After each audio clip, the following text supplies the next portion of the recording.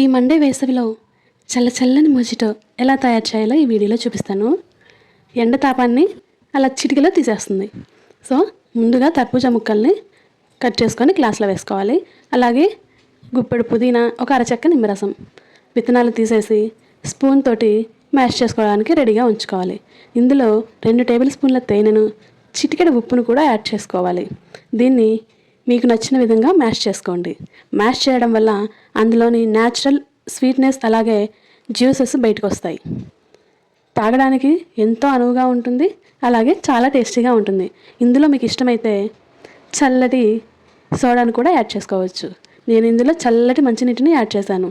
అవసరమైతే ice cubes కూడా add చేసుకోవచ్చు. అంతే, tasty water melon mojito ready. ఒక్కసారి టేస్ట్ చేస్తే 3 గంటలు ఎండల్లో తిరిగొచ్చినా మర్చిపోతాం. ఇలాంటి సమ్మర్ స్పెషల్ డ్రింక్స్ కోసం మన ఛానల్ని సబ్స్క్రైబ్ చేసి ఫాలో చేయండి.